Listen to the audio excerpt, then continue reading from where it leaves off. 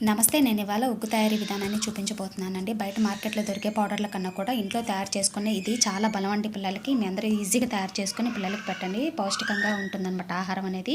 ఇందుకోసంగా మినపప్పు, కందిపప్పు, బియ్యం అన్నీ ఒకదాని తర్వాత ఒకటి ఫ్రై చేసుకోవాలండి.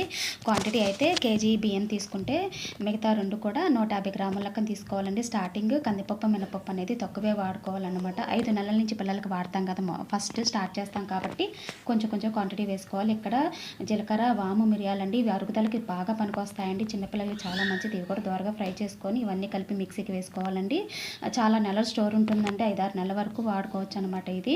ఆ తర్వాత కొంచెంగా తీసుకొని నీళ్లు పోసుకొని 5 ఇంచులు 6 ఇంతలు నీళ్ళు అనేది కలుపుకోవాలన్నమాట. కలిపేసుకొని పొయ్యి మీద పెట్టుకొని ఉడికించుకోవాలండి చిన్నగా. చివరిలో సాల్ట్ అలాగే నెయ్యి కూడా వేసుకొని తినిపించుకుంటే చాలా బలం అండి పిల్లలందరికీ.